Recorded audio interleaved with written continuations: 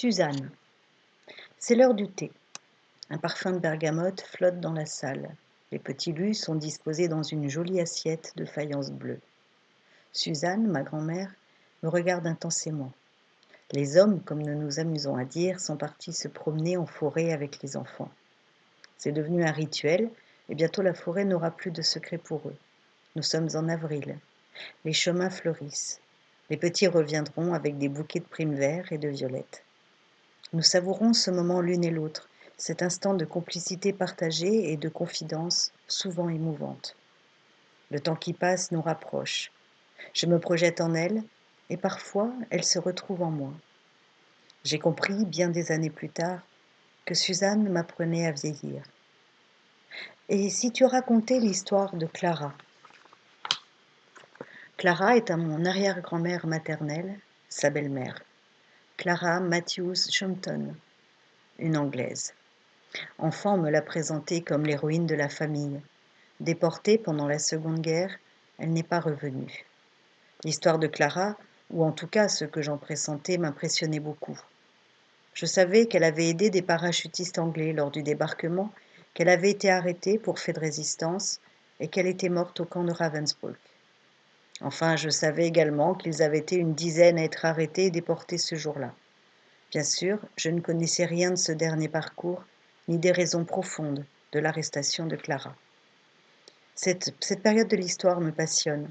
Je me souviens de mes cours en troisième, de ma rencontre avec Jean Moulin, que je trouvais si beau avec son chapeau, de Mathilde, héroïne de l'Armée des Ombres, de Lucie et Raymond Aubrac, bien sûr, d'Anne Frank, qui m'a bouleversée. Je suis fascinée par cette période où se côtoient la folie criminelle et l'héroïsme pur. À vrai dire, la demande de ma grand-mère me surprend. Comme beaucoup de personnes de sa génération, elle n'aime pas parler de la guerre, et elle a toujours repoussé mes questions d'une main excédée quand je tentais d'aborder cette période. Pourquoi parler de tout cela, me répondait-elle à chaque fois. Je pense qu'elle n'avait pas envie de réveiller des souvenirs désagréables et douloureux. Je la comprenais et je n'insistais pas. Écris l'histoire de Clara. Elle le mérite. Suzanne ne voulait pas parler de sa guerre, mais elle me demandait de raconter celle de sa belle-mère, tant admirée. Je suis ravie, et aussi très émue. Je songe à nos échanges à venir. Parler de Clara, c'est aussi parler de Suzanne, jeune femme. Rien ne peut me toucher davantage. Ce désir de transmission, ce besoin, à ce moment de sa vie, de raconter, de se raconter, me bouleverse. Et je suis fière ô combien d'être le relais privilégié. Nous avons l'une et l'autre conscience du temps qui passe, inexorable, impitoyable. Ce temps forcément nous est compté, Suzanne n'est plus une jeune fille. À peine ai-je le temps d'accepter qu'elle m'entraîne dans la chambre, après une petite vérification, la porte d'entrée est bien fermée à clé. Nous allons pouvoir plonger dans les souvenirs de ma grand-mère. Je suis impatiente, un peu anxieuse aussi. Réveiller le passé peut s'avérer douloureux. Je m'inquiète pour Suzanne. L'instant est fragile, comme suspendu. Il n'y a que le tic-tac de l'horloge qui nous rapproche au présent.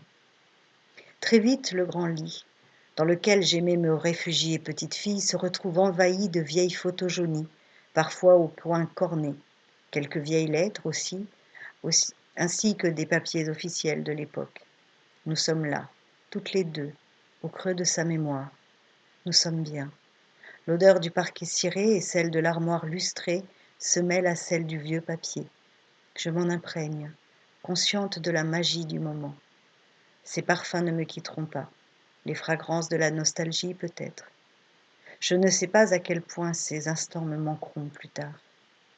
De confidence en confidence, de photo en photo, je découvre la famille de Clara.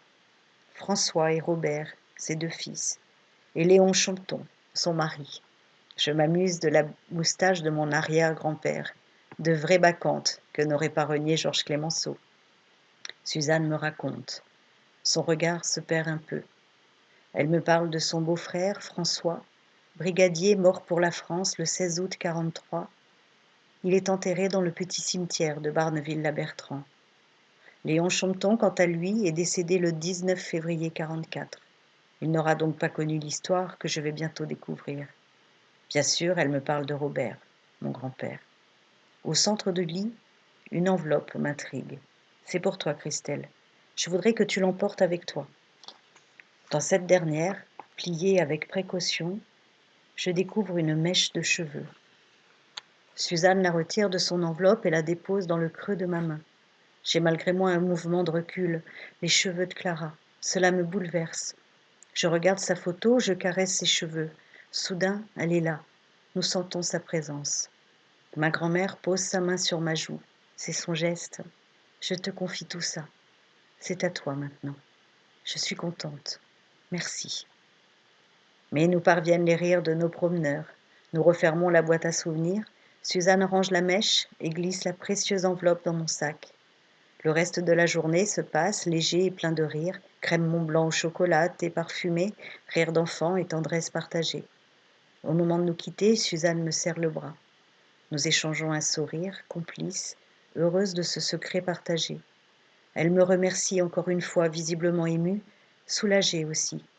Quant à moi, je ressens déjà cette angoisse diffuse que l'on éprouve parfois au moment de rencontrer quelqu'un, lorsque l'on sait que cette rencontre sera importante. Et puis surtout, dois-je l'avouer, j'ai peur. Peur de ne pas être à la hauteur. Il est des gens que l'on n'aime pas décevoir.